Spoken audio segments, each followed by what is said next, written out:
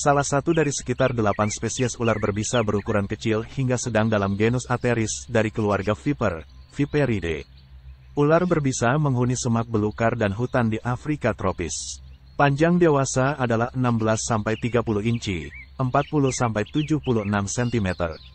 Satu-satunya viper Afrika yang hidup di pohon, ia cenderung tidak bergerak di sepanjang ranting pohon atau semak rendah.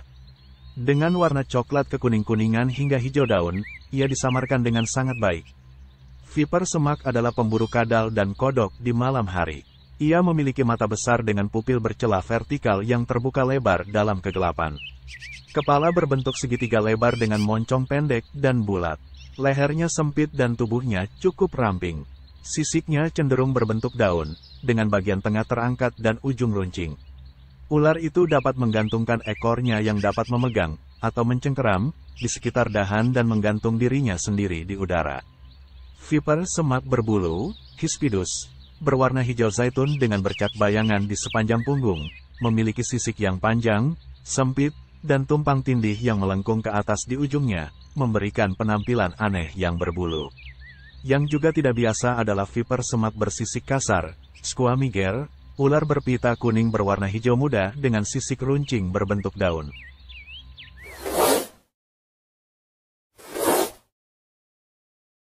Salamander ini ditemukan pada malam hari di North Central Costa Rica, di hutan tropis yang lembab dan sejuk di dekat gunung berapi Arenal. Ia harus hidup di daerah lembab untuk bertahan hidup karena bernafas melalui kulitnya melalui proses pertukaran gas. Ia tidak memiliki paru-paru atau insang. Salamander dapat hidup dalam jangka waktu yang lama. Di Costa Rica, spesies yang mirip lurik diketahui telah hidup selama 18 tahun. Di penangkaran, salamander hidup lebih lama dan mencapai kematangan seksual lebih cepat daripada di habitat alami. Padahal ada 16 spesies Bolitoglossa yang hidup di Costa Rica, banyak yang mendiami daerah tinggi kanopi hutan dan jarang terlihat. Salamander tidak banyak bergerak dan hanya melakukannya pada malam hari. Makanan mereka terdiri dari arthropoda kecil sehingga mereka sering membiarkan makanan datang kepada mereka. Mereka akan bersembunyi di bromeliad pada siang hari dan nongkrong di dekat sumber air setelah gelap. Seperti namanya, wujud stonefish sangat menyerupai batuan karang. Terkadang tubuhnya juga ditumbuhi alga sehingga ia bisa berbaur sempurna dengan lingkungan sekitarnya. Tak heran, keberadaan stonefish akhirnya sering tidak disadari oleh para snorkeler, diver, dan bahkan underwater photographer sekalipun.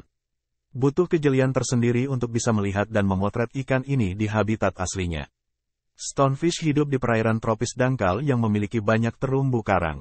Biasanya ia berdiam di bagian dasar laut atau mengubur diri di bawah pasir. Terkadang ia juga bisa ditemukan sedang sembunyi di antara celah karang. Selain untuk melindungi diri dari predator besar seperti hiu dan stingray, penyamaran stonefish juga berguna untuk mengelabui ikan-ikan kecil yang akan menjadi mangsanya. Stonefish adalah predator unik. Berbeda dengan ikan-ikan predator lain yang berburu dengan cara mengejar mangsa, stonefish ini malah berburu dengan cara menunggu. Stonefish suka berdiam di lokasi strategis yang banyak dilintasi ikan kecil, lalu menunggu mangsanya dengan sabar di sana. Dan begitu ada ikan yang lengah, ia pun akan mencaploknya dengan kecepatan tinggi. Selain memiliki rahang yang kuat, stonefish juga memiliki belasan duri punggung yang tajam dan beracun. Bagian inilah yang berbahaya bagi manusia dan betul-betul harus diwaspadai.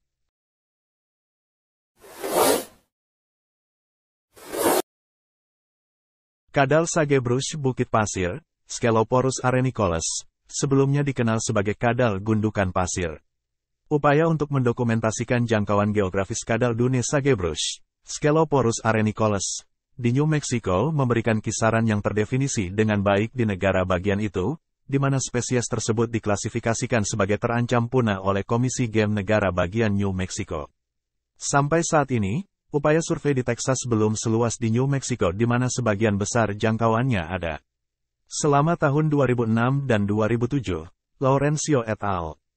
2007 melakukan 32 survei di 27 lokasi di Kabupaten Andrews, Crane, Cochrane, Edwards, Watt, dan Winkler.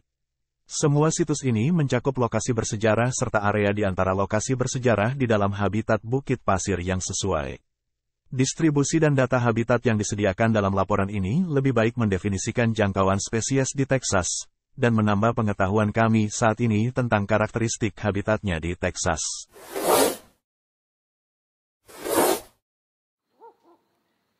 Belalang sentadu adalah salah satu dari segelintir serangga yang dapat memutar kepalanya. Beberapa teks merujuk kepada belalang sentadu Eropa, Mantis religiosa, sebagai belalang sentadu yang paling umum di negara-negara di Eropa. Ischenomantis gigas adalah belalang sentadu terbesar dengan panjang 17 cm untuk yang betina, dan ditemukan di daerah Sahel di Afrika.